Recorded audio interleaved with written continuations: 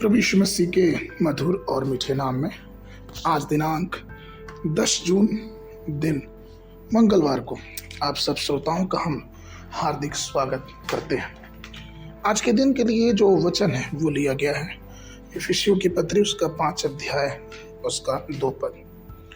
और प्रेम में चलो जैसा मसीह ने भी तुमसे प्रेम किया और हमारे लिए अपने आप को सुखदायक सुगंध के लिए परमेश्वर के आगे भेंट करके बलिदान किया। प्रियो, आज के मनन के लिए जो विषय है वो है प्रेम की सुगंध। ईश्वरीय प्रेम परमेश्वर के सामने एक मधुर सुगंध है। जब हम प्रभु की और उसके विश्वासियों से प्रेम करते हैं तो परमेश्वर प्रसन्न होता है। उसकी सुगंध, इस प्रेम की सुगंध परमेश्वर के हृदय तक पहुंचती है।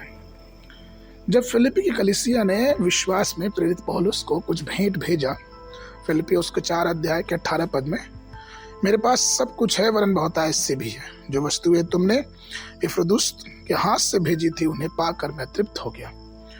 वह तो सुगंध और ग्रहण करने योग्य बलिदान है जो परमेश्वर को भाता है। ये प्रार्थना पौलुस ने फिलिप्पी की कलीसिया को दिया था।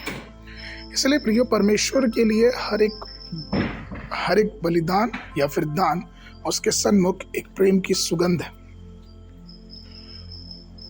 हमें अपने कार्यों से या फिर अपनी हर एक बातों से उस परमेश्वर के प्रेम की सुगंध को दूसरों तक पहुंचाना चाहिए। परमेश्वर यही चाहता है कि अपने कार्यों में, चाहे वो परिवारों में हो, चाहे वो समाज में हो, चाहे अपने जहां हम कार्य करते हैं, चाहे वो कलीसिया हो, कहीं भी क्यों ना हो, उन सब बातों में हम अपने प्रेम के कार्यों को प्रदर्शित करें ताकि प्रेम की सुगंध से लोग हमें जान पाएं कि हम परमेश्वर के जानने और मानने वाले हैं। जब हम प्रेम, क्योंकि परमेश्वर ने भी हमसे प्रेम किया और वो चाहता है कि हम परमेश्वर से और उनके लोगों से प्रेम करें।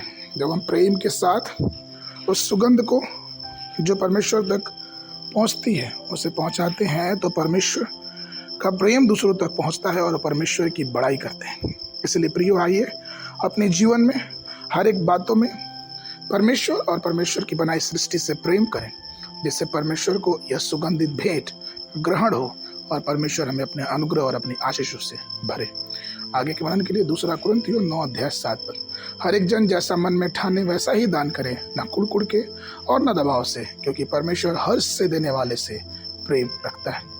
बाइबल अध्ययन के लिए सुबह के समय 2 इतिहास 34, 35, 36 अध्याय, संध्या के समय यूहन्ना उसका 19 अध्याय 1 पद से लेकर 22 पद तक। परमेश्वर आप सबको आशीष देवे।